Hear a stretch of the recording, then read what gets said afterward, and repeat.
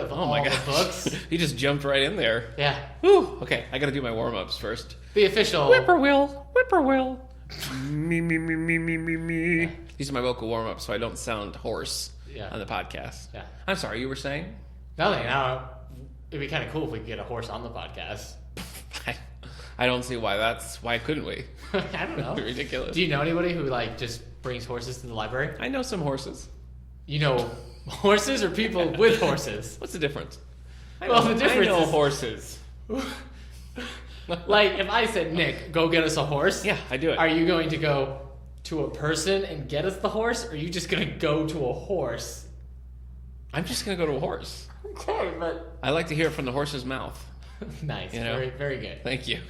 All right. Anyway, we're the official podcast of the David A. Howe Public Library. I don't know that they want to know that after what just happened. We should distance ourselves so as not to bring the reputation of the David library A. Howe down. Public Library is in no way affiliated with horse wrangling. Is that what you do? We don't do a lot of horse wrangling here at the David A. Howe Public Library. No. Me personally? Yeah. Is that illegal? I run the ponies. I don't know what that means. Run the ponies? I don't know Doesn't what that means. mean you raise horses? Raise or No, race? Yeah. Okay. I've learned a lot about you. Oh my gosh. Okay.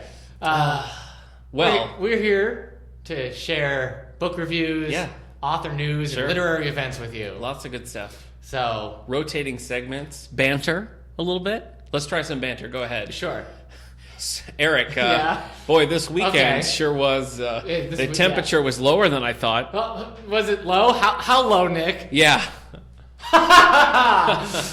Anyway. So, I have nowhere to go with this. No, it's all right. So let's just get into bookmark. Okay, I love it. Hey, remember, folks, you can find us on SoundCloud, iTunes. You can find us on, where else, Eric? YouTube. Yeah.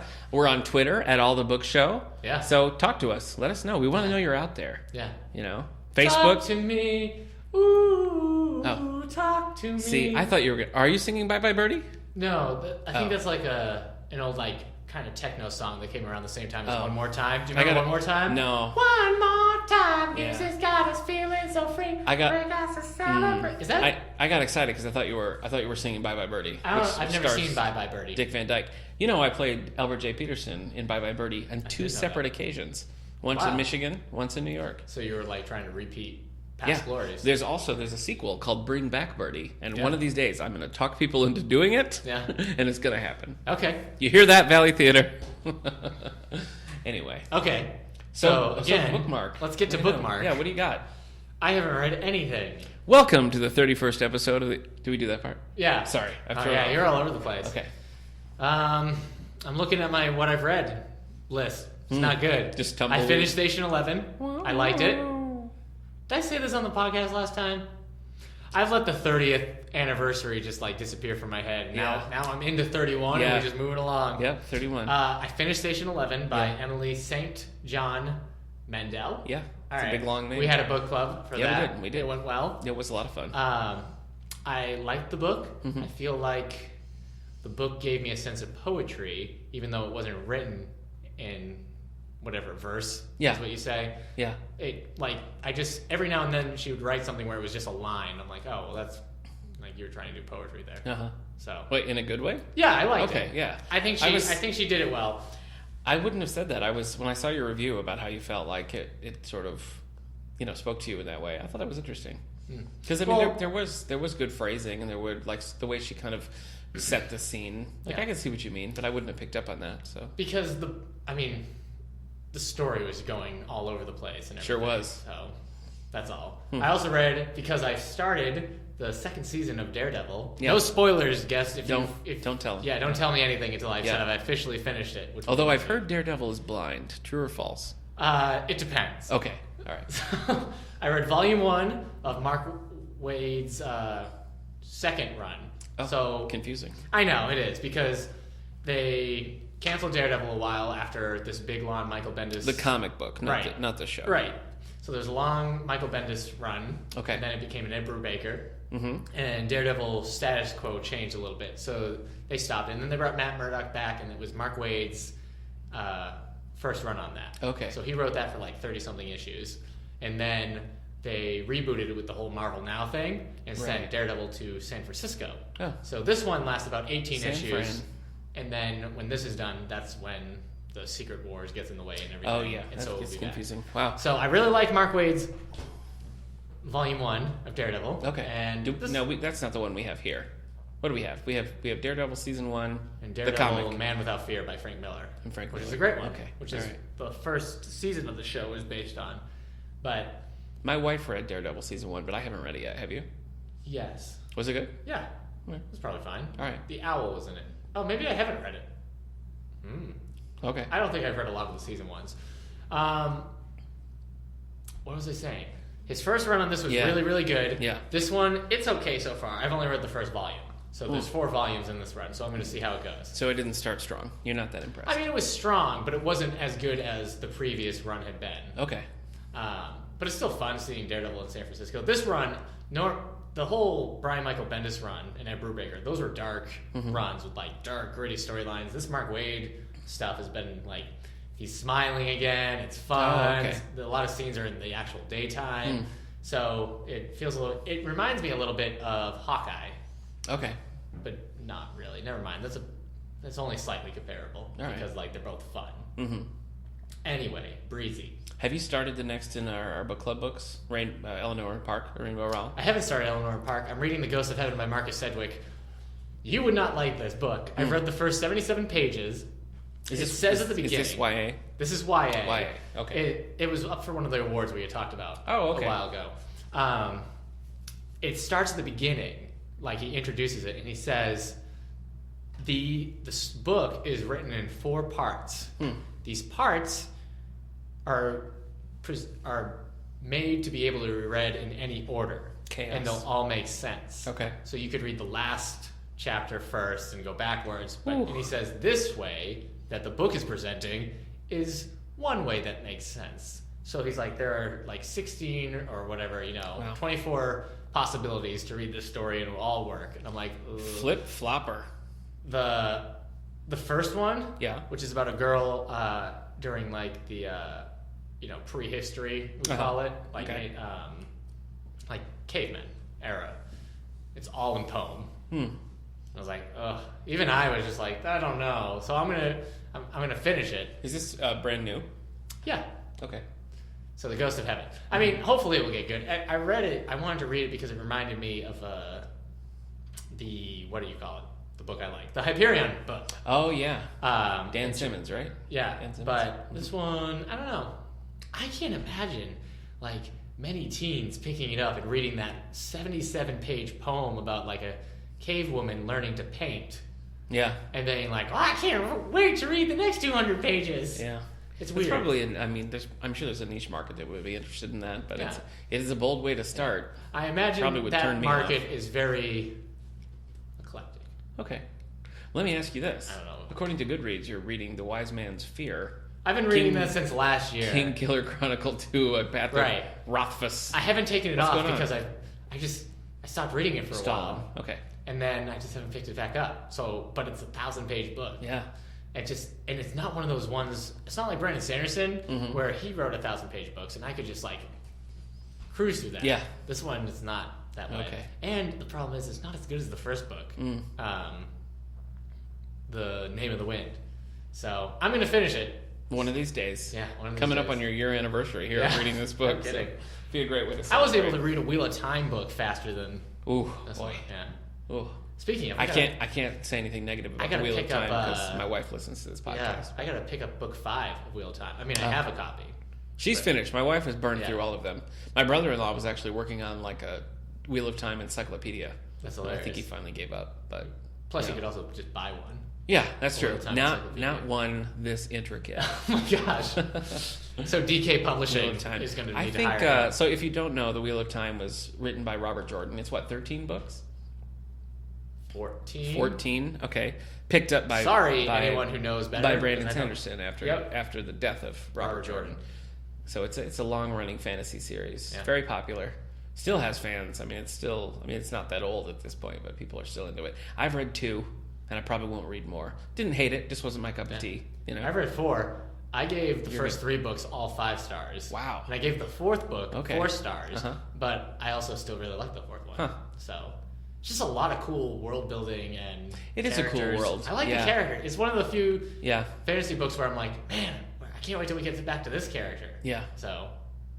Yeah, that was part of it was format for me because it was difficult to be like, I just read 200 pages about this character and now we're going to abruptly stop and switch to the next, which I know is sort of a hallmark of that kind of of that style, but that was jarring for me. Sorry, man. And certain characters I liked, certain I didn't, so I was like, oh, okay, please keep talking about your axe. So wait, anyway, did you just try to diss Perrin? No.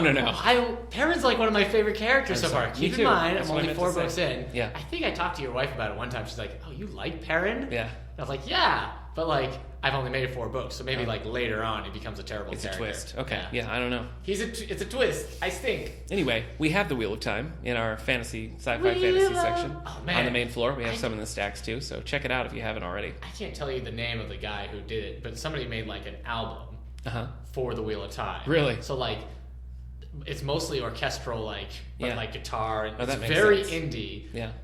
But just like a soundtrack of what he thinks the Wheel of Time would sound like. Mm-hmm. But he also has like a song just called the Wheel of Time, and it's like this rock song. He's like, the Wheel of Time. I would listen to that. Yeah. Totally. So. While we're talking about weird orchestral pieces, why don't you tell them about that Paul McCartney mistake you made? That doesn't look. Listeners, it doesn't have anything to do with this. Fun. No, it doesn't. I ordered the library a bunch of concert movies, concert films. Yeah. So I got Which The Song Remains the Same with yeah. Led Zeppelin and The Who from '78, maybe I can't remember. I got all these, and I was like, Rolling Stones. You got Rolling Stones. Yeah, I got Rolling Stones, Shine a Light, and I was like, oh. Well, we should have something representing the Beatles, but the Beatles don't have a lot of any concert films. I don't think so. Just their like music movies, like Hard Day's Night and stuff, and we have those. Yeah, we do. So I looked for Paul McCartney, and of which there are many. There are quite a few. The back in the US, back in the US was really expensive, but I found one of my all-time favorites. I found one on sale. Yeah, and it was like this. Was it Stepping Stones? Stepping Stones, and everybody said it was great. Yeah. So I bought it to find out that one, it wasn't a concert film. Yeah, first and foremost, not a film. It's so that's CD. Crucial. Just a CD. It's a music CD. So I was like, okay, so we bought Paul McCartney music CD, whatever. But it's not the worst. It's classical music done by Paul McCartney, except Paul McCartney doesn't actually perform or conduct. He just wrote it. Yeah. He just wrote it. So we bought a CD of just some people playing orchestral music written by Paul McCartney. Around Stonehenge, maybe? Yeah, sure. Yeah. Written by Paul McCartney. Yeah. I will check it out. You'll have one guaranteed checkout. I'll check it out and I'll listen to it. And I'll let you know. And listeners, I'll let you know as well. Yeah, great. So. All right. So that closes your bookmark then. I guess you don't close a bookmark. Yeah, why? You close a book on your bookmark. Yeah. The book is closed on your bookmark. Or bookmark. you take a bookmark out of the book. My son does that all the time. Take you. Yeah, I'll set it down and he'll be like, yay, and he'll pull it out and I'll be like, oh boy. It should be noted, Nick's son is 27 years old. Yeah. Mm-hmm. Yep, I had him when I was 4. No, just kidding. He's not that old. My bookmark, let me since you asked, let me tell you. I've been in play mode, as we've discussed. I've been trying to find a good play to do. Oh, I thought you meant you've just been So I've been reading some stuff. One of the ones that I read recently, my wife and I read most of it out loud together, which I find is a very helpful way to judge a play, because often I'll read it in my head and think like, oh great, but then like you read it out loud and you're like, oh, this is actually terrible. Yeah. But no, this was pretty good. It's called Rounding Third by Richard Dresser. It's just a 2-man cast, and it's these 2 guys, a coach and an assistant coach of a little league team. And it was funny. Like, there was some moments that were really funny. Is there a lot of who's on first? No, there's none of that. What? There's none of that. That's I know. an opportunity. I think it sort of goes for like a profound moment and it misses. And so it's kind of, it ends up feeling kind of hollow. That's called a ball. Oh, okay. In baseball, yeah. Yeah, okay. All right, I know what you mean. So, with 4 balls, you get to move on. Rounding Third by Richard Dresser. I also finished, as I brought up last week, I got an advanced reader of Lois Lane Double Down by Gwenda Bond. So this is the sequel to Lois Lane Fallout, which we definitely have in our collection because I've checked it out. So take a look at it. Checks it out weekly. Every week, yeah. And reads it. Yeah, it's dog-eared. Just kidding. Please don't dog-ear our books. I hate that. That is a terrible thing to do. If you're dog-earing library books, you need to take a hard look at yourself in the mirror. I'm sorry. Anyway, so I read Lois Lane Double Down, which is the sequel. So here's my 2 cents on it. It was good. I like the characters. I like the style. My one problem with this book was that this is the teenage Lois Lane. She's like 16, and they're working for sort of like a little blog subsidiary of the Daily Planet. Yeah. You know, So the first one, the story that they were covering, it made sense that like this is something you would let teenagers do. This one was about like the ex-mayor and like mob connections, and it just like, well, it didn't make any sense that there were a bunch of like 16-year-olds doing this. Yeah. So the story was still good, but you have to just kind of accept that like, yeah, that's a 16-year-old like going up against a mob boss, right. And nobody really thinks it's that big of a deal. Okay. But it is. So it's definitely worth reading, but I don't think it was as strong as Fallout. The first book, the Fallout book, when you described it, it made me think of like Smallville, like a weird Smallville episode. Like this week, Clark's dealing with some computer hackers. Yeah. Not a DC villain per se. Yeah. But no, maybe it we'll doesn't. I don't think it feels like Smallville, really. Okay. It has a nice... I think one thing you would appreciate about it is that it has kind of a cool sci-fi tinge to it. It doesn't like cool beat you over the head with it or anything, but some of the tech they use, and a lot of it is she and Smallville guy, who we're all guessing is Clark, are like meeting in this... It's just Pete. It's just Pete Ross. I know. Actually, that crossed my mind. Anyway, Lois Lane Double Down by Gwen DeBon is coming out in May, and we will have it in the YA section. Yeah. Early review exclusive. Yeah, that's right. And all the books exclusive. Are you legally able to share that review? Sure. I don't know. I think so. Really? Yeah. Okay. Anyway, that's the whole point. Yeah, but sometimes it's like you can only review this 2 weeks before the book is released. Well, thanks for discussing this with me live on all the books. Sorry. That's all right. Anyway, more criminal activities. What I'm currently reading is Savage Hawkman Volume 2. So that's about second volume of the New 52 Hawkman series. Hawkman! Yeah. Have you read any of these? No. First one was kind of sloppy. This one's okay. Feels a little bit more action adventure. It's kind of fun. I knew that was a Birdman impression I was doing. I know. It wasn't Hawkman. Okay. He's less horse-faced than he is in the Legends of Tomorrow TV show. Yeah. So, anyway, I've turned my focus to Rules of Prey by John Sanford. I kind of have been picking away at this. That's the DC team where there's Batgirl, who is Oracle, Huntress, and Black Canary. You're thinking Birds of Prey, but thank you for bringing that up because we recently bought some new Birds of Prey for our graphic novel collection. Well, old.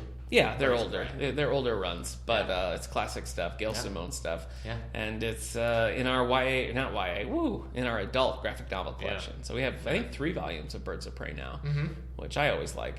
So if you're a Birds of Prey fan... Yeah. I love the Peregrine Falcon. I love the Red-tailed Hawk. You're using the wrong definition again, because those are literal Birds of Prey. This is a team... Most eagles. Okay, but this is a superhero team. Of eagles? No, but man...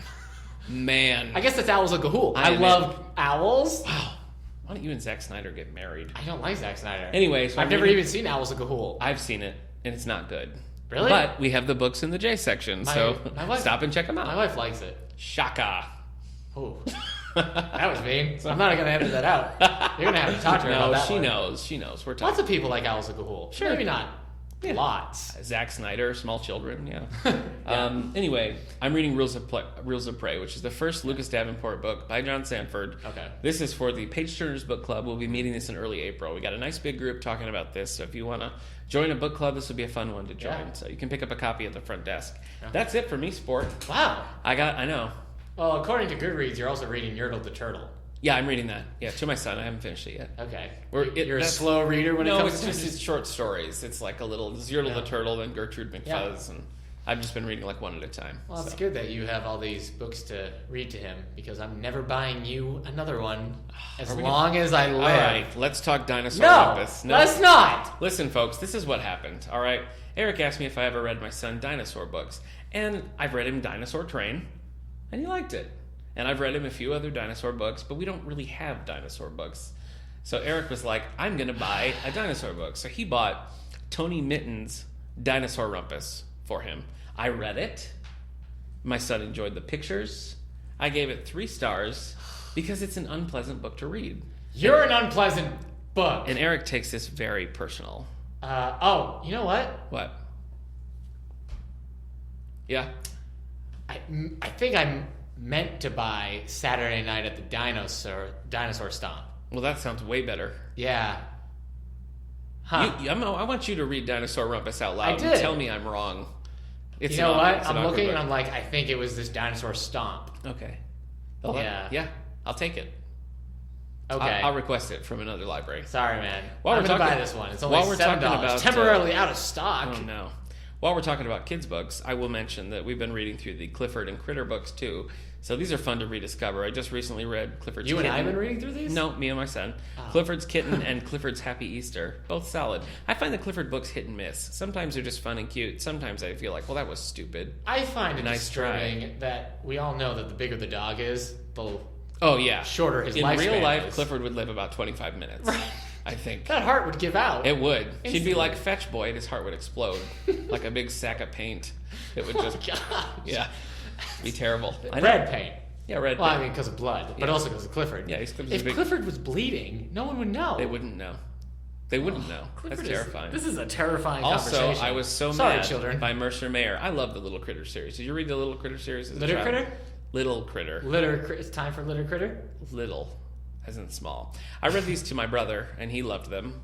I enjoyed them, and now my son is pretty into them. So. For more information, Nick's brother is about 37 years old as Nick was reading these books. They know my brother because he was on our John Grisham That's true. If you want to see what that reading of Litter Critter can turn somebody into, go back and... What episode was that? That was so long ago. It was. It did feel like a long time ago. If we look back, it's only going to be like episode 28. I know, it probably was. We've lived a long podcast life. Look up our John Grisham episode if you haven't seen it, because we had a lot of fun recording if you're that a Grisham fan. And you can find all the back ones are on SoundCloud. Yeah. Are they on YouTube as well? Did you all the old ones are on YouTube. You upload everything to YouTube. Okay. SoundCloud, YouTube, iTunes. And remember, share with your friends. Yeah. Give us some good ratings. Spread the word about all the books. All right. Anyway, book news. Book news. This is the part of the show where we go over some book news. Yeah. You want me to go first? Sure. You want to go first? Nick is about to read some early notices. Yeah, this is some stuff. Yeah, some stuff. Some of it is going to be new to publication. Some of it's going to be new to large print. Yeah. So I'm going to start. Early notice. Yeah. Nick Gunning was murdered at 2:05 p.m. on 3/21/2016. Well, that doesn't make any sense because it's 4 minutes from now. That would be a very early notice. My gosh! Woo, boy. Anyway. Go ahead. Folks, I'm okay, but I'll check in 4 minutes and let you know. Coming out in large print, so all you large print fans out there, we've got a new romance coming out by Tessa Afshar called... Is that the book? Land of Silence. Oh, the book title is New Romance. That is kind of a good title, isn't it? Thank you. This is by Tessa Afshar, as I said, Land of Silence. We'll be getting this in June, so keep an eye out in the large print section for that. We have a debut of a new cozy mystery series. Oh. So if you're not a cozy mystery reader, usually when we say cozy mysteries, that means there's not a lot of blood and guts. It's fun. Mm-hmm. It's simple, but it's still like a good, enjoyable mystery. Yeah. Some of my favorite cozy mysteries include the Murder, She Wrote series by Donald Bain. Yeah. So Jessica Fletcher. Yeah, and I am working one of those into a book club too. We're doing Nashville Noir by quote Jessica Fletcher unquote and Donald Bain. So anyway, a new cozy mystery series, the Catherine Sullivan Mysteries by Emily Barnes. The first one is coming out, The Fine Art of Murder, so you can look for that in June. So that's it for large print this time around. We got a few in standard print, and these will be new to publication. These are coming out in May, so you got a couple months to anticipate. Linda Howard. Eric, have you read Linda Howard? No. Me neither. Oh. But she writes romantic suspense. So if you're a romantic suspense fan, then you'll be in suspense until Troublemaker comes out on May 10th. Okay. Is that just like suspense, like, oh, will they get together? No, it's a suspense, but there's usually romance involved as well. Not necessarily with the suspense. So Linda Howard's coming out with a new book May 10th called Troublemaker. Let's see what else we got here. Steve Martini, who of course you know is a wild and crazy guy. Sorry. Steve Martin. That's Steve Martin. Okay. Yeah, no, I got it right. Steve Martini is actually a prolific banjo player. He was in the... Steve Martin again. That was Steve Martin. Yeah. That was Steve Martin. Yeah. Okay. You're thinking of the guy who did the voice in Prince of Egypt with Martin Short. Right. Yes. Okay. So Steve Martini, author of books such as Shop Girl and The Pleasure of My... That's confusing because he is an author. That's true. That's Steve Martin again. Steve Martin wrote The Pleasure of My Company and Shop Girl. Okay. Playing with the big boys now. Also Steve Martin. Right. This is Steve Martini, inventor of the vodka tonic. Just kidding. I was going to say martini and then I didn't. So that's what happens with expectations. You never know. Yeah. Anyway, Steve Martini, who is separate from the comedic actor Steve Martin. They've separated. Okay. He writes legal thrillers. All right. And so he's next in the Paul Madriani series. This is book 14. It's coming out May 17th, called Blood Flag. Steve Martini's Blood Flag coming out.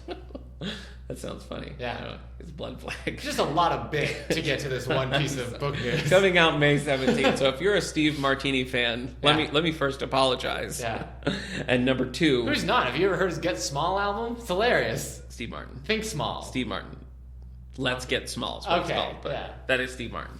Finally, from book news, because I'm just so anxious to stop talking, we have by James Patterson and Maxine Pietro. Sure. 15th Affair. So this is book number, can you guess? 107. No, it's 15. Okay. 15th Affair. This is number 15 in the Women's Murder Club. Now, these books, let me tell you, Jimmy P's books tend to be popular here anyway. Whether it's NYPD Red or Private or Alex Cross, whatever, they're popular. Women's Murder Club is a whole new ball game. These come in. Stick them up. And we need so many copies. It's time to die. So, because it's the time that you it's said. It's 2:05. I have to kill you now. I have to kill you. So that was an exclusive scoop. So you're picking on me for my bits, but that's... Hold on. Okay, good for you. I waited 4 minutes to kill you. Yeah, boy. Okay. I'm stabbing you. Yeah. Stabbing. This is not... Nick Gunning is dead. I don't think we should send this episode out as like a screener if we're going to try to get new listeners. I don't think this is the one I'd send. Really? Oh, maybe. We haven't. I didn't really kill him. I'm sorry. No, I'm still... That was a failed bit. Anyway. On Nick's end. So, I know there's lots of James Pattersons here at the David A. Howe Public Library, fans, that is. So, this is a 15... I've never heard of this series. The Women's Murder Club? Yeah. Sure you have. Come on. No. Really? Yeah. There was a show. On, I think it was on ABC. Angie Harmon. The Women's Murder Club. No. Oh, well. Anyway, it's a pretty big deal. It's probably, at this point, it might have even surpassed Alex Cross as his most popular series. At least regionally. At least here in Wellsville, I would say Women's Murder Club takes the... Will Tom Cruise be able to star in this movie adaptation? No. Okay. No. Tom Cruise... Oh. That's not James Patterson. No, that was Lee Child's Jack Reacher you're thinking. Yeah. Tyler Perry, from last night's The Passion Live, played Alex Cross in the most recent movie. And before that, Morgan Freeman. The Passion Live saying, we don't need another hero. Tina Turner's? We don't need another hero? Tina Turner's from Mad Max Beyond Thunderdomes. So the movie ends, Mad Max is just wandering in the desert. I see. End credits, Tina Turner, we don't need another hero. So they sang that Tina Turner song, but they didn't sing Proud Mary? I mean, I don't want to tell them. Or Goldeneye. I don't want to tell them how to do their job, but Proud Mary, come on. I kept waiting. Yeah. It's like sooner or later, like... Yeah. She left a good job in the Peter city. is going to be like, Goldeneye, got your number. Yeah, you better be good to me. Be good to me. That's another Tina Turner song. Okay. And I'm out. What's love got to do? Yeah, well, got to do with it. Yeah, there you go. Okay. All right. Is that it? I'm out. Yeah, well, I could do more, but, you know. Did she do the soundtrack for Waterworld? That also seems like a movie she might have done a song for. That's possible. We're living in a water world. Tell me that's made up. That's made up. Oh, okay, good. I believed you. Okay. All right. What do you got, Sport? What's coming up this week? All right. This is a dead week. And so is next week. Oh, boy. It's not until April 5th and then a whole lot comes out. So cool. I guess this is it's Easter-ish. Yeah, sure. So, Easter-ish. But these are a few books that are going to be coming out March 22nd. Start with nonfiction like we always do, unless I forget I have nonfiction. So Dime Store, A Writer's Life by Lee Smith. Do you know Lee Smith? Personally? Do you know of her? I don't think so. It says it's her first work of nonfiction. Oh. Usually if you can write a book like this about your writer's life, you've probably written some other stuff, Yeah, you've right? probably done well, yeah. I see a lot of books. Saving Grace, Family Linen, Fancy Strut, News of the Spirit, The Last Girls, a novel. I don't know, man. On Agate Hill, Guess of the Earth. Dime Store, A Writer's Life by Lee Smith. Okay. Okay, we've got Back from the Bed. No, not Back from the Bed. That would be a steamy book. That is, yeah. No, this is Back from the Dead. Okay. By Bill Walton. He's a football player. Okay. It's his biography. Autobiography? Whose bed was he in? If he wrote it, it's an autobiography. I don't know. Hey, this is silly. The Death of Caesar, the story of history's most famous assassination by Barry Strauss, I'm sorry. It's just funny because, everybody knows. We know who did I mean, at the end of this book, somebody's got to be like, yeah. Oh, it was Brutus. Yeah. And the rest of the Republic? Sure. Congress? Yeah, why not? What were they at the time? They Senate. didn't like him. Yeah, I would say instead of reading this book, go rewatch the 2 seasons of Rome, HBO's Rome. You're going to tell people to not read this book, but to go watch an old TV show. Okay. Huh. All right. Can we do a podcast The on views Rome? expressed in this podcast do not represent the David A. Howe Public No, Library. come read this book. Or read Julius Caesar by Shakespeare. Yeah, he wrote it. I've never read it. Me neither. All right. Do you want I'm just going to read this one. Batman v Superman, Dawn of Justice, The Art of the Film. Did you say Donna Justice? Yeah. Dawn of Justice. Batman, Superman, it's me, Donna Justice. That's great. No, thank you. Yeah. Is she like the receptionist? Yeah, she's a receptionist. Why can't she also be the superhero? She could be. Okay. She just, She's she's a already, super receptionist. She's had a successful career. Now Donna Justice has come back. Yeah. And she's just she's taking calls at the Hall of Justice. Yeah. Wonder Woman, you got a call. And she passes it through. Yeah. And Wonder Woman's like, oh, thank Hera. We have a receptionist Isn't here. like NBC making that show right now? About Dawn of Justice? No, not Dawn of Justice. What's that show where it's just like normal people chilling? Powerless. Just like an office situation comedy set in the DC universe. Insurance agency. In the DC universe. Okay. But Marvel also greenlit their Wrecking Crew. They just can't stop. TV show, which is about the Wrecking Crew is a group that basically fix and repair like all the construction. They get rid of all the demolished buildings and everything. Boy, that's gonna keep it busy. Yeah, well, I think they're one of those people who like ka-ching every time the Hulk goes on a rampage. So is this like an art book that you're telling me about here? Yeah, that's why it's the art of the film. Okay, so I lost track. Do you read a lot of like art of the film books? I don't. No, I mean if we had it here, I would check it out and flip through it. But no, I don't. I love concept art. Yeah, but like I like concept art. I guess not so much with comic book stuff because. Yeah, I mean that's we've seen the characters before. I love Jurassic Park concept art. Oh. Surprise, I know. All right, last book. This is the biggest release coming out. That's why I saved it last. Wow. Yeah. Fool Me Once, Harlan Coben. Oh.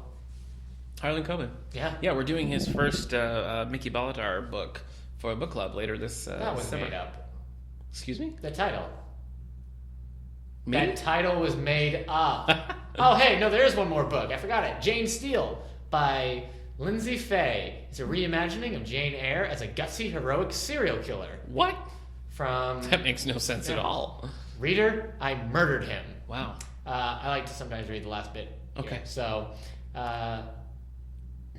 she faces a terrible dilemma. Can she possess him, body, soul, and secrets, without revealing her own murderous past? Easy killer. A satirical romance about identity, guilt, goodness, and the nature of lies by a writer who Matthew Pearl calls superstar caliber, in whose previous work Gillian Flynn declared spectacular. Jane Steele is a brilliant and deeply absorbing, inspired by Charlotte Bronte's classic Jane Eyre. So this is Jane Eyre reimagined as a modern-day serial killer. But heroic and romantic. A heroic serial killer. Yeah. Like Dexter? Yeah. Okay. That's a thing unto itself. That's weird. Oh, hey.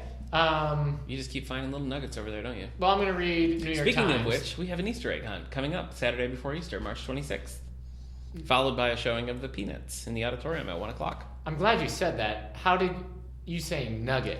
I don't know. I guess I was picturing you searching for little things, and it made me think of Easter eggs. Oh, okay. So, all right. So, New York Times bestsellers list? Yeah, let's do it. Hit me with your best shot, Pat Benatar. Mm-hmm. Clawback, J.A. Jance, number 10. The Liar, Nora Roberts, number 9. Yeah. Number 8, The Waters of Eternal Youth by Donna Leon. Do they work?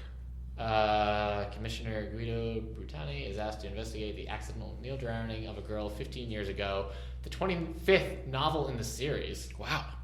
The Drop by Michael Connelly. Harry Bosch. The LAPD uncovers both the operations of a sadistic killer and political conspiracy. Now, you haven't seen any Michael Connelly stuff? Have you seen, did you see the movie, The Lincoln Lawyer? No. Oh, pretty good. No? I like it. I love those books. I've read maybe 4 or 5 of the Harry Bosch books, and they're very good. I think I prefer the Lincoln Lawyer series, which is also by Connelly. Okay.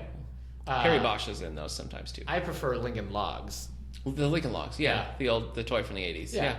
They're not really creative, are they? They're kind of like a very boring block setup. They're creative. You're like, look, I just stacked them in a square. You could do things. Like triangles. Okay. Number 6. Okay. Rock with Wings. Okay. By Anne Hillerman. This reminds me, Nick, why did you think the soundtrack to The Rock's Scorpion King was worth buying? Have we talked about my love for the Scorpion Nick King? loves the Scorpion King. I don't think. Well, how many of the Scorpion King movies have you seen? Oh, I did see the second one. Okay. I've seen the first one. Why do you like that so much? That is the MTV action film of 2002. I'm sorry. I don't know. I don't know why I like it so much. 2001? I always have. No. My dad and I went to see it when it first came out. I liked it then.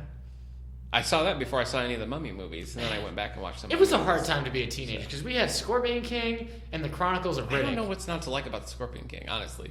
It's just like a fun. It's not like a thinking man's movie. It's just true. Like action adventure, and it's like kind of funny. I guess because the action wasn't very good, and I don't remember being very funny, and the soundtrack is horrible. The soundtrack is horrible. I found it over the weekend. I was at a thrift store in Hornell, and I was looking through the CDs, and I found the soundtrack to Star Wars Episode 1, terrible movie, good music. Yeah. Found the soundtrack to Scorpion King, terrible music, good movie. Okay, yeah. So you're saying Scorpion King is better than Phantom Menace? That's probably true. I would say that hands down. That's not even a question. Yeah. All right. Scorpion King 2, not good. Haven't seen 3 or 4. As soon as you bring Billy Zane into the fold, I think I'm done. Did you say Limp Bizkit was on that soundtrack? I don't think I did. But Godsmack and Hoobastank were. Yeah, you're right. Ugh, that was a terrible time for music. Those are horrible. Nickelback, that was there. Yeah. Ugh. Yep. Nickelback is one of the worst bands to ever. Like at least Godsmack. Like I never listened to it, but like it had its crew. But I don't think anyone liked Nickelback. I don't know. Do you think they do? Somebody must have. Listeners, if you like Nickelback, stop. Oh, well, tell us which ones too. I want to know. Yeah. Give me like a top album, a top track. I want to know. The singer Chad Kroeger did the song "Hero" from Spider-Man, the first one. Okay. Say a hero, save us. Remember that? Yeah, I do remember. From the credits, there was that big music video. That was a big Man, deal. the first Spider-Man movie's so good. I know. You should be watching that, not the Scorpion King. I'm not watching the Scorpion King. I just found the soundtrack for 99 cents and I bought it, and then I regretted buying it. Yeah. So that's 99 cents you just gave to Papa Roach. I have not read the novelization of the Scorpion King, but I can, and I'll report back to you and our listeners about it. Oh my gosh. I'll do it, man. So okay. I once read the novelization of the movie Battleship. I wish I was lying, but that's true because it was by Peter David, and I picked it up and was like, "Oh, Peter David's got a new book," and then I realized what it was, but I bought it anyway, and it was terrible, and I never saw the movie. I've only read the novel. Okay, you wanted to see that movie too. I remember you trying to get some people for that. I did want to see it. Wouldn't go. I don't know. All right, that's another stinker with Liam Neeson. Wow. What? Not good. It didn't have anything to do. Also, you can't sit here and talk about the greatness of Scorpion King and then judge a Liam Neeson film. Battleship? The Liam Neeson film Battleship? And Star Wars Episode 1? I don't think people say, oh, that's how you connected it. I don't think people say, oh, Battleship, that Liam Neeson film. That's exactly what people say. Okay. He didn't need to do it. It was just poor judgment on his part. I think after you do Schindler's List, you can do whatever you want. But you shouldn't do Battleship. Okay. All right. What else you got? Did we finish this? Number 5. Number 5. The Nightingale by Kristen Hanna. Oh my gosh. 46 weeks. Enough already. Number 4, Me Before You, Jojo Moyes. Hey, don't you mean Jojo Moyes? Number 3, The Steel Kiss by Jeffrey Deaver. Ooh. Number 2, Off the Grid, CJ Box. CJ Box. Number 1. Actually, I kind of want to read that. I mentioned this before. I've only read the first one, but I've seen the last couple on the shelves, and I thought that looks interesting. Okay. I might get back into CJ Box. Number 1, Fire Touched, Patricia Briggs. Patricia. Oh yeah. Yeah, the shapeshifter Mercy Thompson and her alpha werewolf mate Adam protect a stolen human child. It's a crazy world. It's a weird world. The one we live in? Well, yes, but they also sang Mad World on the Passion Live. Okay. No, I've only read the graphic novel from the Mercy Thompson series. Oh, that world is weird. Yeah, it is. It's strange. Okay. Do you want some book news? Didn't we already do that? Well, those are new releases. I got 2. Are you going to do a disclaimer that we don't usually talk about book gossip? We usually don't talk about book gossip. No, these aren't book gossip. Okay. 1, the I Am Not a Serial Killer movie, based on the book by Dan Wells. Oh yeah. Premiered at its wherever movies are being shown right now. I can't remember the festival. Can I tell you, I did not know there was a movie. Also, Dan Wells once tweeted to us at all the books, so maybe he will again. Yeah. Danny, if you're listening. He probably doesn't like you calling him Danny. Why not? Maybe he does. He's secure. Yeah, he seems like an okay guy. Yeah. The movie, I think it's supposed to, I don't know when the wide release is happening. They're probably going to wait till like fall or maybe just do video on demand. But anyway, it's getting decent reviews. I bring it up for you specifically because Christopher Lloyd is in it. He plays 88 miles per hour. That was that was fine. That was kind of Shaggy. Like what's as it? Oh yeah. Lloyd. Like zoinks, we got 88 miles per hour, Yeah. Scoob. Yeah. What's a gigawatt? Yeah. All right. Good job. He plays the main character, John Cleaver's elderly next door neighbor. Oh. So Nice. that's it. The Yeah. kid playing Chris John Lloyd. Cleaver was the kid from another book adaptation, Where the Wild Things Are. Oh. Man, that movie destroyed me Did emotionally. it? Wow, I've read the book. I've never seen the movie. Well, it's completely different. We have the movie and we have the soundtrack too. So I check it out. cried like a little baby. Whoa. Like a little baby who hadn't been fed in days. I cried. Jeez. To Where the Wild That Things is Are. a dark explanation of crying. All right, last thing. This is a little And I'm sorry. I just want to make sure you compared that to a starving baby. That was your choice. Well, that's how I cried. Okay. All right.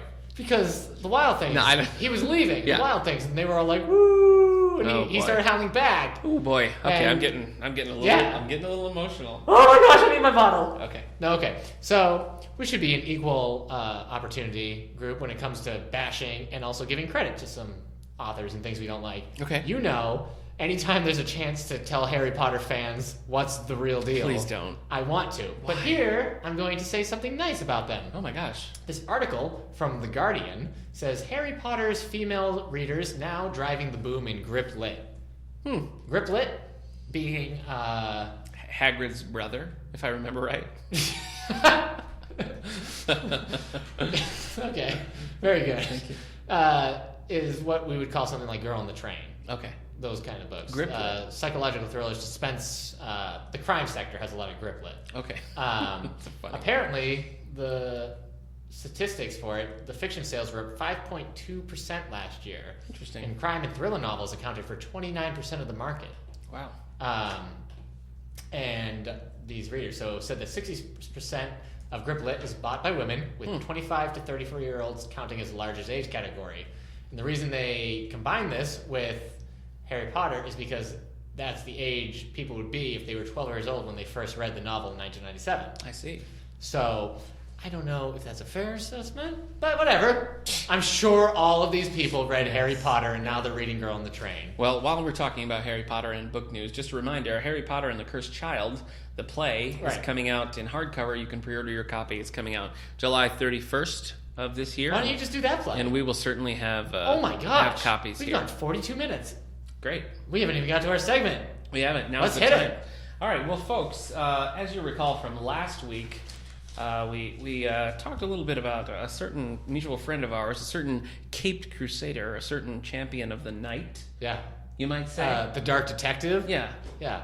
So this week, Yeah. we're going to talk about somebody who, again, if you were, He was talking about Batman. I was talking about We were Batman. talking about Yeah. Batman last week. So if you back in the early mid to late 30s were just like hanging around waiting for something crazy to happen, then 1938 would have been the time, because that's when Action Comics #1 came out with a certain champion of justice. Yeah. A Certain last son of Krypton. a certain man of steel. Yeah, a a certain- certain man of tomorrow. Yeah. you might a say. certain Are you out?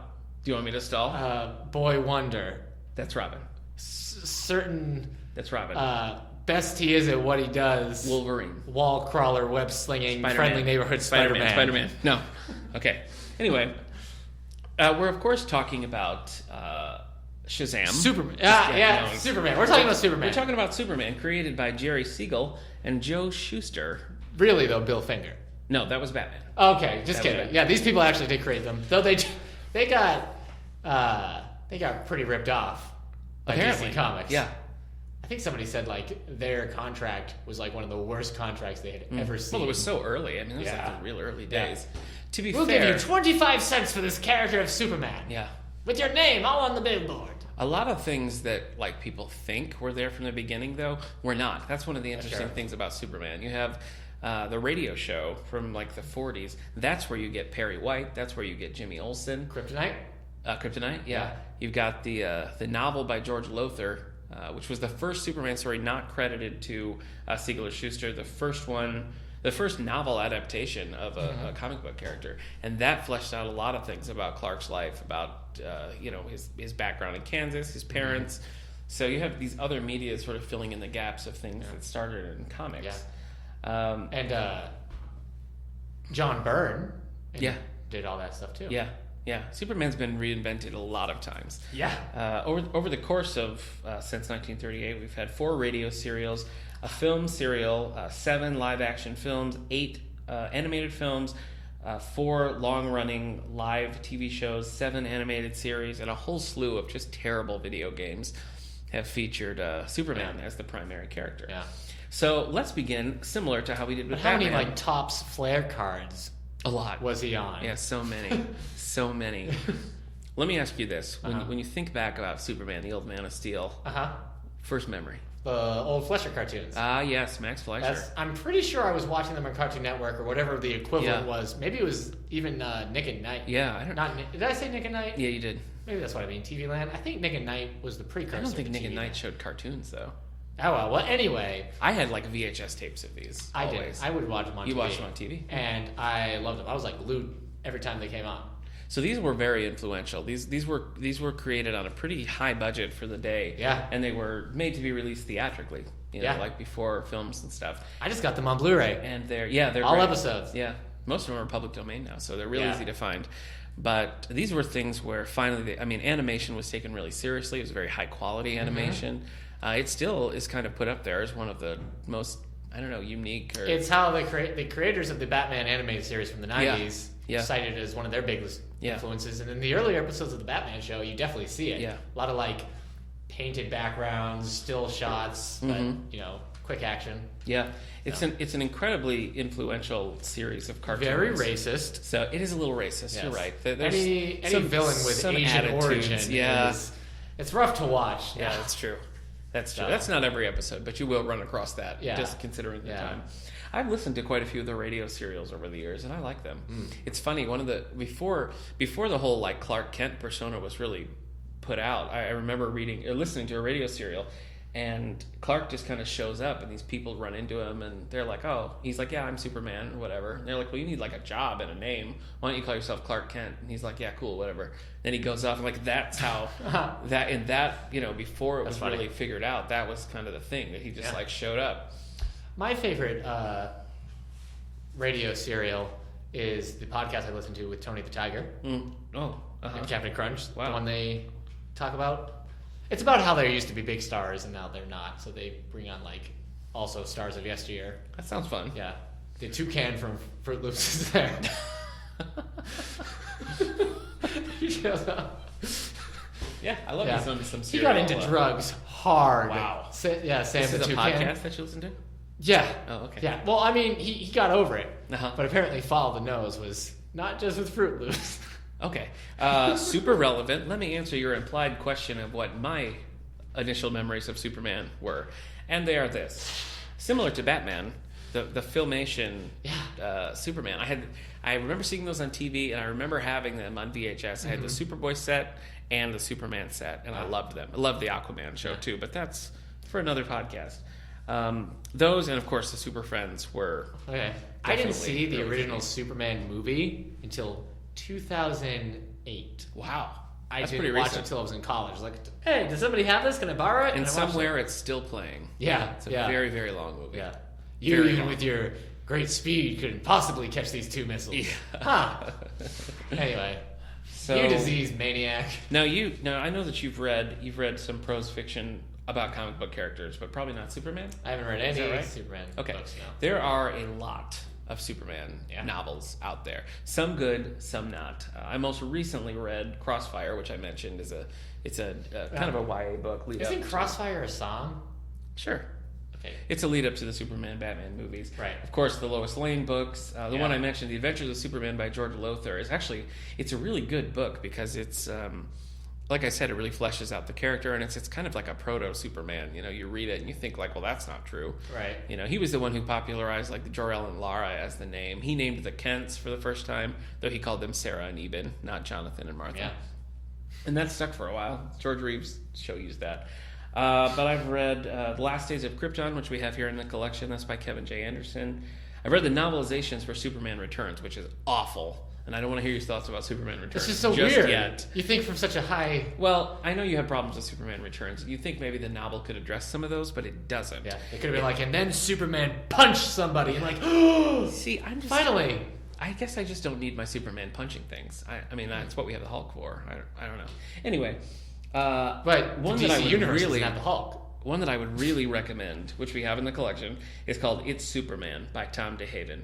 So this is set in the 30s and early 40s, and it's just a totally different take on Superman, just growing up in that time and like coming into his powers. It's got some fun political stuff with Lex Luthor. It's a really good book, and it doesn't like it has a classic Superman feel, but if you're not a sci-fi fan, if you're not a Superman fan, it reads like a pretty good historical novel, just like set in the 40s. So we have that on display right now. I have seen Godspell. Is that... No. Okay. It's not so Doesn't he have like a Superman shirt? He wears a Superman shirt, yeah. Okay. I've read the Supergirl novelization by Norma Fox Mazer. I've read Last Days of Krypton by Elliot S. Maggin. Not good. Heat Wave by Michael Jan Friedman, Lois and Clark book. Sure. It's a YA book. The Lois and Clark novel by C.J. Shera, which is interesting. C.J. Shera is a pretty big sci-fi and fantasy author. Sure. And she dipped into this to write this Lois and Clark book. It's got nothing to do with the show Lois and Clark, but it's a good Superman novel, and we do have it. Death and Life of Superman by Roger Stern, it's one of my favorites, and I've read the Man of Steel novelization by Greg Cox. These are just a few. It actually kind of smooths that movie out pretty well. Okay. Greg Cox is pretty good. But there are a lot of different Superman prose fiction. There's a whole Smallville series. There's tons and tons of stuff. So if you were a Superman fan and want to read some books, we've got plenty here, but there's also a lot more. Yeah. Today what we're going to do on our Superman spotlight. It's like what we did last week. Yeah, we're each gonna pick our top 5 Superman stories and just give a little bit of time to some of the other adaptations. Well, this is trickier for me because last week I had 113 to choose from of Batman graphic novels. I only have read 52 Superman graphic novels. Mm-hmm. There were 4 that really like came right to my mind. I only had to kind of look through my archives to find a I mean, I know my favorites easy, Tell me what your favorite adaptation of Superman is. Adaptation? Yeah, I mean, outside the comics? like a cartoon, a movie. It's the cartoon. It's the 90s animated series. The Bruce Timm. Yeah. With 90s animated series. Tim Daly and Dana Delaney. Dana Delaney as Lois Lane. Yeah. She's like my favorite Lois Lane in the world. She's a very good Lois Lane. Yeah. Yeah, it's true. Her voice just has that It's spunk true. to it. Yeah. So I remember. Do you remember when that aired? Do you remember like seeing that? Did it spin out with that Superman Batman I didn't start movie? watching it until it was because they did the Batman animated series and that was on Fox, and then Warner Brothers for their Kids WB wanted to do a Superman animated series, and then they brought the Batman cartoon over. So they did the Superman Batman movie. I remember that. Yeah. The World's Finest. I love that movie. Lex Luthor and Joker are teamed up, so Batman and Superman team up. Got to. And then Batman got his own season on the WB. That's right. And then you got Batman Beyond. Mm-hmm. But yeah, I love that Superman animated series. I guess I love the villains. I love the characters. I love anytime I read the comics, I'm like, well, that's not like the animated series. Yeah. And then I become like a snotty jerk. I mean, I've been pretty happy with most Superman adaptations, I think. I never really got into the animated series. I don't have anything against it. I just never got into it. It's crazy because you love Smallville. Smallville had its faults, but I did like Smallville. In the Batman animated, the Superman animated series did, I can't even think of a crazy thing that the Smallville show did. So you got to think of that before you start. I know. I think that's the key. That now. You think of that and then you make that bold statement. But I gotta say, not once in the animated series did Amy Adams eat a deer. That's true, but that did happen on Smallville. That did happen to Smallville. Anyway, Lois and Clark, I think, is probably the thing that really I know I've heard some people talk about how that has like the best Perry White. Oh, it does. The best Lois Lane. Yeah. The best Jimmy Olsen. I think somebody once said they can't decide if it wasn't for Christopher Reeves, they would just have the best Superman cast, period. Yeah, it is. So. It's a really strong cast. I just remember that came out in '94, so I would have been like 11, and I remember like the commercials leading up to it. I remember like, oh, it's going to be on this night. I remember sitting in the living room just watching it, just transfixed. Yeah. I loved that. Going to parties and watching that on your little radio that television. Yeah, that happened. Instead of having a party with people. I went to a Super Bowl party in junior high. I didn't want to go, and they were like, just come. and I brought my portable TV and I watched a Lois and Clark marathon. But that was a different time, you know. That was like now, if you want to watch Lois and Clark, you just go and like go to Netflix or you buy the DVDs. But now at this time, it was like these aired and there was going to be this marathon, and this was like the second time I would be seeing these episodes. It was a huge deal. But don't you feel like maybe you missed out on Super Bowl memories with those friends? Not at all. Don't you think that's interesting though about like the world? Yeah. I mean, we're like the last generation to remember a time when like marathons were a big deal. Where we couldn't just watch whatever we wanted whenever we wanted. It's true, man. Know? Like if you missed, I remember a few episodes of Lois and Clark that I straight up missed, and like part of the reason they're just gone. Part of the reason I remember the Smallville series being so much longer and more in depth is because I would watch the same episodes multiple times. Yeah. Because it would air on Tuesday night. Yeah. And then they would do their Sunday repeat night. So I'd be watching like it almost twice a week. Yeah. So that's a lot. Yeah. Yeah, I just think Lois and Clark, I remember when it was canceled, and it's canceled on a huge cliffhanger because they had already ordered a 5th season and then they changed their minds. So it doesn't really resolve, which is always tough. But I would agree that Terry Hatcher's a great Lois. The whole cast is strong. All right. We don't need a whole podcast on you professing your love to Terry Hatcher anymore. First of all, we do need that. But, yeah. Lois and Clark, Terry, if you're listening, for me please just send Nick a tweet. Yeah. Just saying, thanks for the mention. Big fan of yours as well. All right, you're getting aggressive. Let's switch to our favorite stories. Tell me give me a favorite Superman story. I'm going to say the very first Superman comic book I ever read. It was a birthday gift. Superman Birthright. Ah, yeah. By Mark Waid. Yeah. The artist I really like too. That does have good art. Yeah, it's very action-y art. I don't know what to say about it. That's one that it doesn't. It's not comic booky art. You know, it feels like. It feels pretty I don't know. It just feels real. Leno Francis Yu. He's done a lot of stuff. Okay. I do like Birthright. Birthright's great. Birthright is 12 issues. It's a Superman origin story. Man of Steel took some pieces kind of from it, but not enough to help the movie. Right. But this is great. This show, like, anytime somebody's like, well, how would you do a Superman movie? I'm like, well, Birthright. Yeah. It's got plenty of action. It's got Lex Luthor. It's a good balance. Yeah. And it totally gets the character of Superman and Clark across, I think. There's a whole bunch of him not being invited to parties because he has to do that like kind of square routine. Right. But like he can hear people at the party because of his super hearing, so he's all alone and sad. There's the bit with his dad and everything. There's a bit where he's just like traveling the world as like a photographer and helping people because he's soon to be Superman someday. Just really great. Yeah, I agree. Birthright is really strong. There's a lot of different Superman origins, and Birthright. That's one of our more popular ones. It's out quite a bit. Yeah, Superman for me was one probably I read most in single issues. Like I would go to the comic book store, I would go down to the like quarter long boxes, dig through any Superman I could find. I would take, and that was how I got into this one arc that kind of weaved through time. And it was some was in Superboy, some was in Superman, and I kept going back, being like, "You got to find me Superboy number 12 or whatever it was." But so a lot of those for me are those retro Superman, right? That really like I just love them. Like I know they're cheesy. It'll be like Superman on the cover being like, "Well, I can't tell Lois that I'm really a farmer," and you're like, "What does that even mean?" All of mine it's some like goofy thing in the are standalones. Like standalone, you don't need to have read the comics. You know, Superman has quite a few of those that are good. Yeah. So I guess I would say, have you ever read any of the Jimmy Olsen or Lois Lane titles? I used to love those. They're very corny. Yeah. But Lois Lane, Superman Family, Jimmy Olsen, I loved all that stuff. Jimmy Olsen was turned into a gorilla how many times? Yeah. Jimmy Olsen got a lot of Turtle Boy and Elastic Boy and all sorts of stuff.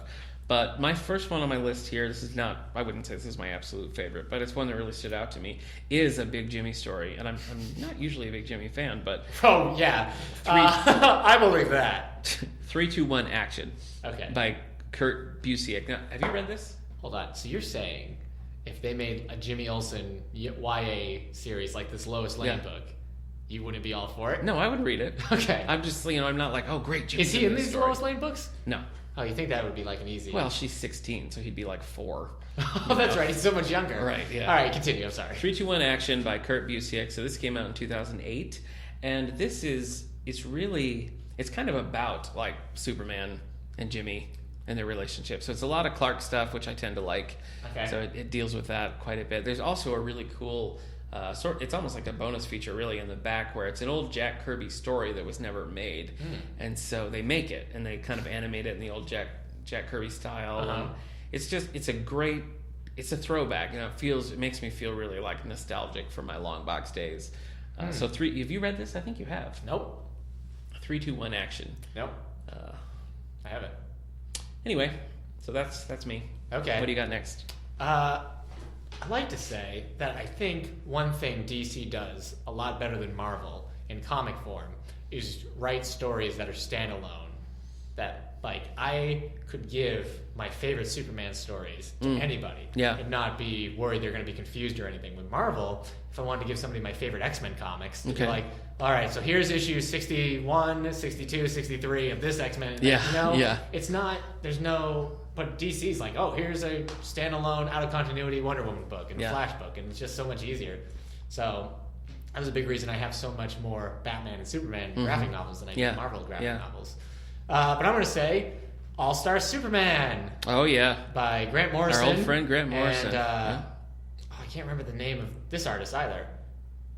You don't really like the art. That was one of the things that turned me off. Artist, from All-Star Superman. Yeah. But All-Star Superman is great. It's also 12 issues. You can get it in two trade paperbacks or a absolute edition. Yeah. It's just a story about Superman's last days because he's finding out that he's dying. So he has like a year or so, like the 12 issues.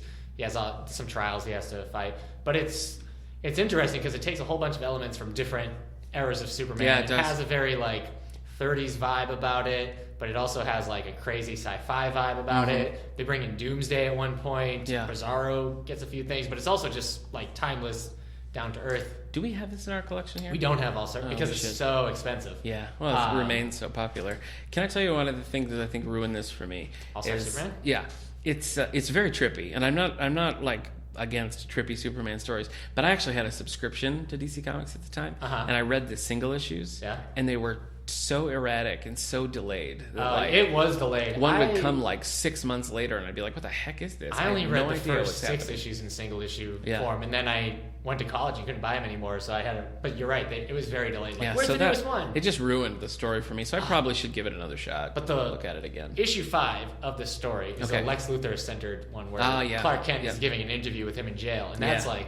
That's so good. Yes, that's you're right. Great. That is a good... the animated adaptation of this is also really good, and the voice they get from Lex Luthor is really good, too. I don't remember who that is. I think he's a British guy, but I know James Denton does Superman. Okay. So it's like he's another Desperate Housewives character. And Linda Cardellini does Lex Luthor's niece. Oh, does she? Yeah. Oh, okay. So, but it's so fun. It's good. Anytime I read a bad Grant Morrison story... it's the goodwill of this and his X-Men run. Okay. So... Keeps you coming back. Yeah. The movie is good. Yeah. It's also trippy and weird. Yeah. It's not he has to... expect, the sun is turning blue. He has to, save the sun. But it's all just... I mean, that stuff is, very far out. It's very, big. Superman says stuff like, I'll love you, Lois Lane, until the end of time. No one's going to really love anyone until the end of time. We're all going to be dead. Wow. I mean, scientifically... The universe is going to run out of helium, and all the stars are going to go out, and it's just going to be an empty, dark universe. Okay. So, but in Superman's world, yes, sure, he's going to love him until eternity. That was rough. All right, I'm sorry. That's all right. You realize there will be a day without any starlight. Yikes. All right, I'm gonna go back in time here, but 3, 2, 1 Action came out in 2008, so that's somewhat recent. Okay. This one is a Denny O'Neil story. So if you don't know Denny O'Neil, he's a pretty prolific. He's big. Yeah, DC. Does he write Marvel? He's primarily DC, right? I can't think of any Marvel stories. He wrote Iron Man for a while. Okay. He created Ironmonger I can't remember Obadiah Stane from the first Iron Man movie. He actually had to call them up and hey, don't want to cause any trouble, but I think I created that character. It's going to be in your new movie. I'm really? We forgot. Here's your check. Wow, that's funny. So Denny O'Neil's got did a lot with Batman, Legends of the Dark Knight. Yeah, people credit him as, Frank Miller gets a lot of credit for, making Batman dark and gritty again, but, Danny O'Neil was doing it way before him, and even Frank Miller's like, look, I didn't start this, I was just continuing what Danny O'Neil did. Yeah. So I'm a big Danny O'Neil fan, I like a lot of his stuff. This is a weird one. It's called Kryptonite Nevermore. Have you ever heard of this? Yeah, by Edgar Allan Poe. No. Kryptonite, nevermore. No, that's something different. Okay. So this ran in 1971, and this was an effort at the time to depower Superman. What is with Danny O'Neill depowering people? He did that to Wonder Woman too. Yeah. He took away her powers, and that's where we got the. I love that Wonder Woman series. By the way. So strange, man.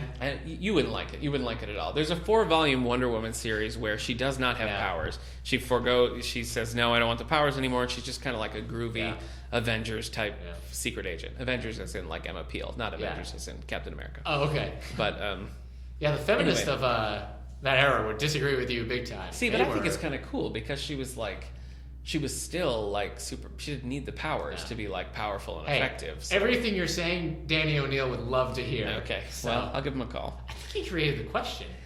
Yeah, I think you're right. Anyway, at the time, Superman had just gotten so ridiculous power-wise. Yes, he was like, that's true. He was like lifting a kryptonite continent into the sky. If he listened hard enough, he could destroy a planet. Yeah, it's good. That was a Superman Returns reference. You didn't even get it. Really? He said he was lifting a kryptonite. Oh, that's true. Oh, yeah, the Kryptonite Mountain. Which is the biggest weakness in that movie, let me just say. That's the biggest weakness? Yeah, it's ridiculous. Anyway, so Danny O'Neill was like, Superman he's becoming old-fashioned. Right. Yeah, you can't write him, you can't do anything with him. And so this story is weird. Superman has this big explosion, and like he's in this sandy place, and this Superman made of sand like arises from this and is like siphoning his power. So it's a pretty long run, actually. It's quite a few, maybe like 10 issues or something, where Superman is dealing with this, and he ends up sort of depowered. Still powerful, certainly, but not like, hey, I'll just go grab like Neptune and put it over here. Right. So this is trippy. This is what I meant when I said like I don't mind trippy Superman, because this is weird. They take everything goes different. We don't have the Daily Planet. This is when Superman's a TV anchor with Morgan Edge at the TV station and everything. Morgan Edge, the criminal? Yeah. Like the career criminal, Morgan Edge. Morgan Edge owns the Daily Planet and the like whatever it's called, I can't even remember now, but the TV station and everything. Wow. Yeah. Okay. So it's different. And actually, depowered karate girl Diana Prince does show up in this run. And they have a little like thing. But I think you might want to read this sometime, because it is cool, and it's one of those things where like Danny O'Neill was really trying to do something different, and it lasted as long as he was on the book. And like the next issue is Superman literally like picking up a planet. Like Danny O'Neill leaves the run, and they're like, Superman can do anything he wants again. Yeah. So, but I think he did a really good job of grounding it, and I think this story does not get a lot of play, but it should. Danny O'Neill as a person is totally worth looking into. Have you listened to it? Yeah. If you haven't, I have. You should go to Kevin Smith's Fat Man on Batman. He has like a 3-part interview with Danny O'Neill, and it's a huge history of Danny O'Neill's life, of comic book history of Batman. It's great. I haven't read it yet, listened to it, but I definitely want to. That's a quality interview. That and the Jim Lee interview is also good. Okay. Any stuff like that. Yeah, I'm gonna lend this to you. You gotta read it sometime. The Danny O'Neill stuff? No, the Kryptonite Nevermore. Okay. Yeah. All right, go ahead. That is kind of funny. There was something I was going to say about Danny O'Neill, or the Kryptonite. Now I can't remember. It had to do with Diana Prince losing her powers. No. I wanted to correct. He didn't create the question, but he wrote it. I'm pretty sure that came from Charlton Comics. Oh, okay. All right. Anyway, it could be. This next one is by Alan Moore. Superman. Whatever happened to the Man of Tomorrow? I'm going to stop you right there, because take a look at my list and see what's next. Number 3. Whatever happened to the Man of Tomorrow? Yeah. That's hilarious. So we're in agreement. So let's do this together, buddy. So when I was in college, I was interlibrary loaning a whole lot of comic books. Yeah. And this was one of those like, I need to read this, because I was getting a lot of like the important stuff that I hadn't ever read. I'm like, I need the Craven's Last Hunt Spider-Man story. Yeah. So I got this, and I'm like, we'll see if it's any good. And it was great. It deals with a Superman who's been around since like the 30s or 50s or so. Yeah. So this was before they rebooted everything with their Crisis on Infinite Earths. Mm-hmm. So this is an older Superman and everything, and the characters are a little bit more like cheesy by today's standards. Like Metallo is very different and everything. But it's just dealing with his Superman's last adventure. Yeah. All his villains are coming after him protecting people. The family, the Superman team, like everybody should. Was it Jimmy Olsen, or was it Pete Ross with Lana Lang when they like went out to go defend him and they? I think Pete. Okay. Yeah. And they were like, "We're his real friends. We've loved him forever. Yeah. No one's loved him longer than." Well, the thing with this is like when you take on something like this and you think like, oh, I'm gonna write the last Superman story. I mean, that just seems stupid. Yeah. It seems like a dumb thing to do, and it seems like, well, obviously this is not the last Superman story. We're not retiring Superman, so what's the point? And that was kind of what I thought when I read it. I was like, well, I don't want to read some imaginary final story. Right. And I picked it up, and it's like you said, it just. I don't know. I found it was kind of emotional. It was emotional. Because it's really, like, for me, like I was saying, with long boxes and the old, real goofy stuff was really near and dear to my heart. So reading this, it was like, here's that Superman kind of going out. And it's... If you were reading Superman comics in, like, the 60s and 70s, this was your Superman you were seeing the last days of. So I could see, when that came out, that must have really hit a few people hard. I mean, even just...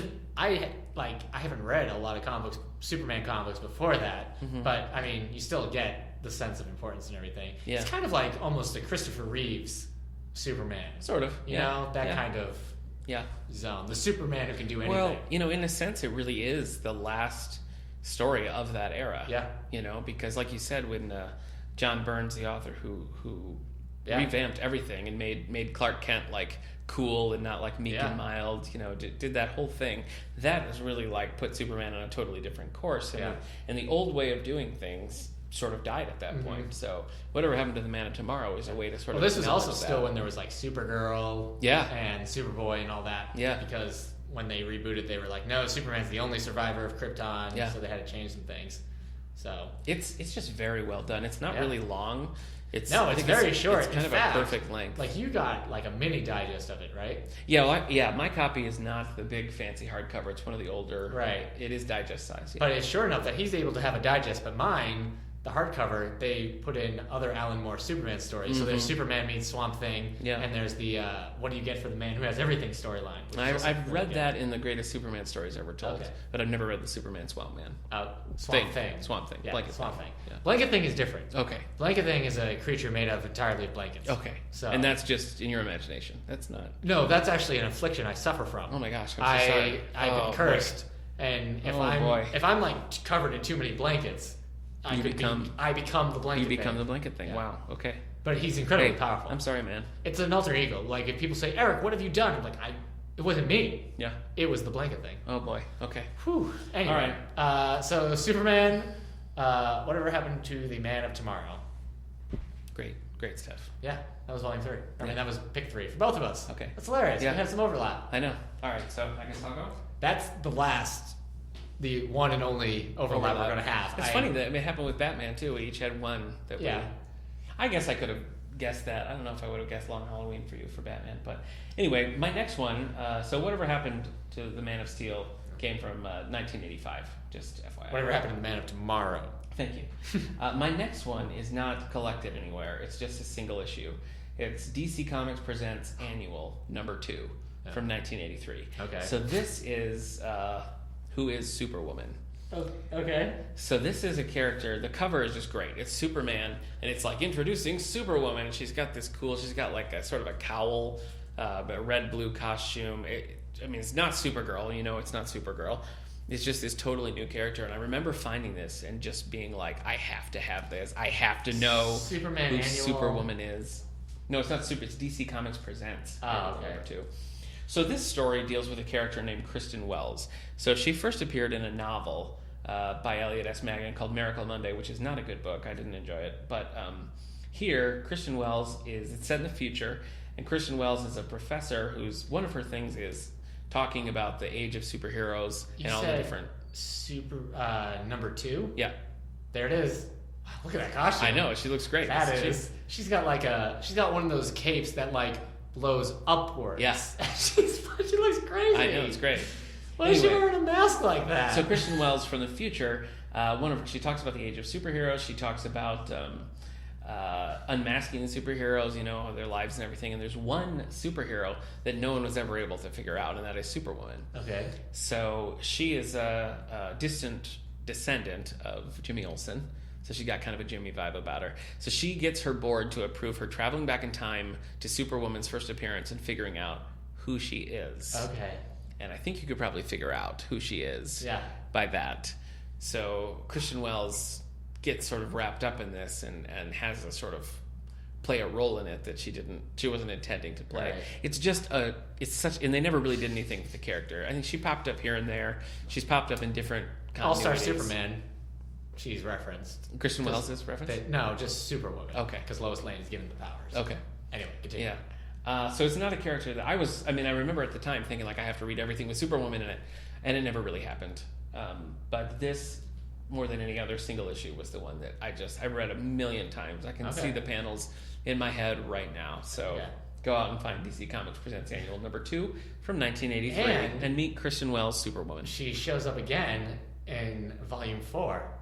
Yeah, but I think are they fighting 3 Lex Luthors? I haven't read that one. There's like a Luthor that's in his green body armor with the Simon game on his chest. Yeah. A female Luthor. Yeah. And then Luthor that looks like Dracula. Yeah, I know. I actually didn't even know that existed until I was trying to figure out, because all I could remember, that's hilarious, was what the Cover looked like. So I had to find it again, and I came across that one. It was like, oh my gosh, where's eBay? I have to have this. Anyway. All right, number 4 for Eric is Superman Red Sun. This is so good. I own it. Okay.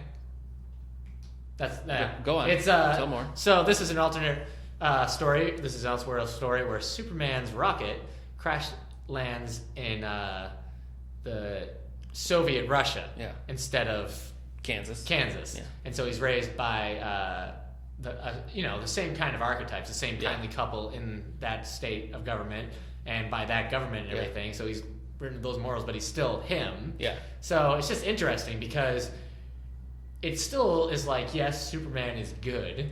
And everything, but he's still, with the different morals. He's not just Superman grew up in USSR and then was like, wait a second. Yeah. The communism isn't working for us. Lex Luthor plays a very important role. Brainiac plays a very important role. Batman has some great stuff. Oh, cool. Wonder Woman has some great stuff. It's great. It's only 4 issues. It's by Mark Miller.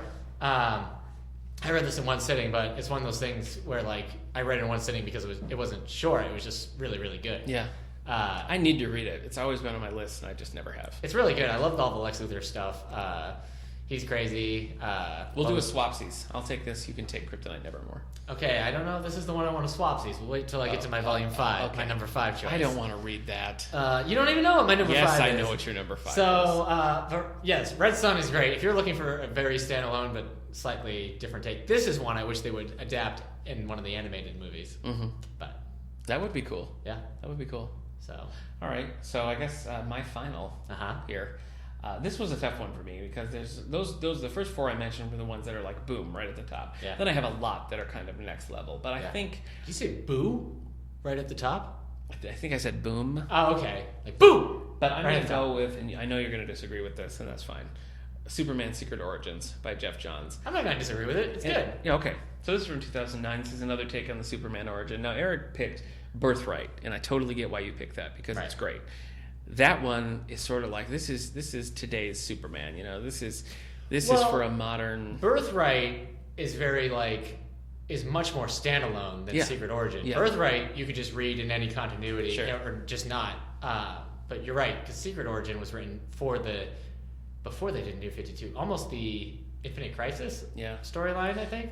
So this is a very, very classic take on the Superman origin. You don't very see Christopher Reeves. It is very Christopher Reevesy. Yeah, the art and everything you see it, and you're like, well, that's Christopher Reeve. But it's written by Jeff Johns, who I'm usually a fan of. I liked a lot of his stuff. And Secret Origins, like I said, is very throwback to the golden age of comics. The artwork is one of the things that stood out best to me. It's some of my favorite art. The same Superman stories. It's the same artist who did Superman and the Legion of Superheroes. Yeah, Jeff Johns. Yeah, the Legion has just a little bit of a cameo in here. And it's good. But Superman Secret Origins is probably, it would be hard for me to decide if somebody was like, give me a Superman origin, whether I would choose Birthright or Secret Origin, because I think maybe Birthright is the better choice, but Superman Secret Origin for me is like the sentimental choice. Reading Superman Secret Origins, the kind that I want, was very helpful because you lent it to me the same weekend I saw Man of Steel. So that was a dark time. That was a very dark time, but reading that comic was like, oh right, This character is good and is in good hands sometimes. Just an unpleasant monster. Yeah, that was rough. All right, so hit me with your final. My final one is Superman Secret Identity by Kurt Busiek. Yeah. Oh, hey, he wrote 3-2-1 Action. That was Did great. he? Yeah.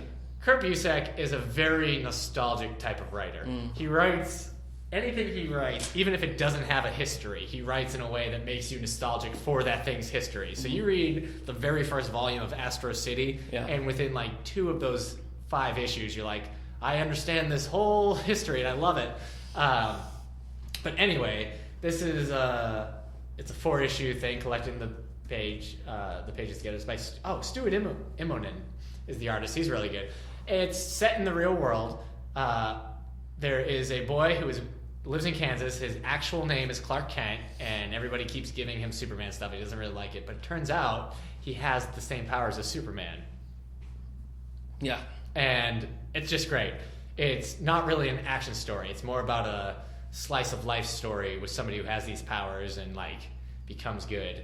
And it's hard to describe how good it is without just making somebody read it. And Nick refuses to read it because he has no heart. I will read it. He has no heart that beats with the sound of love. It doesn't feel like a Superman story to me because it's not Superman. And it isn't. Yeah. It's something that it's about Superman, but not starring Superman. Okay. And I think that's maybe the important part. Mm-hmm. It's about somebody who wants to do good and can do good. It's hard, but it hit me. It's a very emotional read. It's very like honest and about life and love and people close to you. It's great. I believe you. It's like the best. I know that you love it. All right. You know what we didn't mention, which I think is maybe just worth talking about quickly? Superman for All Seasons. Superman for All Seasons is pretty good. Jeff Loeb, same team who did Long Halloween. Yeah. It starts stronger than it ends. Yeah. So well, it's basically 4 prestige format books. So 4 sort of longer books. Each one is a season. Each one is narrated by a different member of the sort of Superman supporting cast. Yeah. And you see Superman go very through early in Superman's career. This was the thing that when they were thinking about Smallville, they read this and were like, yes, let's do it. Yeah, that very first volume. So, that's kind of cool. Yeah. I didn't love it. I mean, I thought it was fine, but I didn't love it. Yeah. It's all right. Any also rans runner-ups you just want to mention? Not really. I mean, I love Straczynski's Grounded. I do love it. Yeah, I love the first volume of it, and then he kind of left, and so it never resolved. So I liked where it was going, but it never went anywhere. Okay. So there's so many. I mean, I don't think you've ever read this one, Superman Kryptonite by Darwin Cook and Tim Saul again. It's Superman's. No, I know what you mean. I haven't read Superman's first encounter with Kryptonite. It's very good because up until that point, Superman doesn't know if anything can kill him. Mm-hmm. So it's constantly dealing with that fear as he takes on stronger and bigger things. Like, if I stop this missile, is this the thing that will do me in? Right. So that's very good. I'd also say, not Action Comics Volume 1 by Grant Morrison. The rest of the series gets stupid and convoluted, but that very first volume, the Superman and the Man of Steel, is actually pretty good. If the rest of his run had been like that, it would have been a really good run. Mm-hmm. But it has a very 40s vibe about it, but just does it. And I don't know if you've ever read this, but Superman Emperor Joker. I haven't read Emperor Joker. Is a crazy story. It's good. And I should technically, because I gave 5 stars to Superman and Legion of Superheroes. But so I acknowledge that. Actually, I was just going to mention that one. But it's very good. That is a very good one. And the only one I would say is another Kurt Busiek, which is Superman Up and Away. Another I've read that one. Yeah. I want to say also, I don't think you've read these, but Superman Black Ring, Volume 1 and 2. No, I haven't. And Superman Godfall, Superman... I've read Godfall. Reign of Doomsday. That's it. These were written right before the New 52. So these are the last stories of Superman in that continuity. So that's like 25, 30 years of Superman. Yeah. So that's like the last Lex Luthor story, and he finally gets all the powers he's ever wanted. Yeah. But he has... It's funny because, he hates Superman so much, he just can't save the world if it means making Superman happy. Right. So... Yeah, I would like to read those. They're on my list. I just haven't done it yet. All right. So that's Superman. That is, and we have a great collection of Superman graphics and a lot of Superman novels. Yeah, in the we've got the Earth so. ones. We've got Superman Unchained, and the Superman Batman series. Yeah, we have a big run of Superman Batman. So if you're into the Superman or Batman mood after our last couple of podcasts, or gearing up for Batman v Superman, then stop in because we've got lots of good stuff. Yeah. So this was all the books versus Superman. Yeah, this week. That's Last right. week it was Batman. all Batman versus all the books. All now the it's books, all the books v Superman. Yeah, that's right.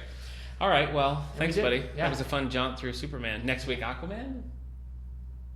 No, not really. I don't even have an Aquaman. We're not going to talk about Do we have Aquaman. anything happening at the library? Oh, sure we do. You got a concert coming up? Yeah, we got a concert. We have the Alfred State College Statesman Jazz Band is coming the 28th at 7 o'clock. Okay. We're showing the Peanuts movie, which is a new release. Yeah, it's coming out March 26th. We're showing that at 1 o'clock. Before that's the Easter egg hunt sponsored by the Wellsville Rotary. So if you got kids under 8, have them sign up and come to the Easter egg.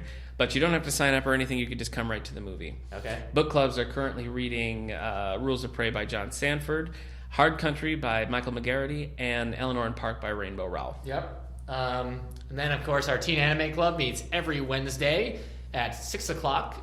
Last week we made some perler beads, and some people made some Full Metal Alchemist symbols and Sword Art Online symbols. Nice. So it was a good time. Group. Yeah, I'll be going to Anime Boston. That's right. This weekend. Yeah. So any listeners from Boston, hit me up and I can sign an autograph. I'll be dressed. You have your own table, right? Yeah, I'll have my own table for all the books that's podcast. That's cool though. You're gonna have to come do like a debrief on the next episode. Yeah, and then that's right. We'll have to record after that then. Yeah. Okay, and then sorry, I sounded kind of like a jerk there. I'm not. No, I know.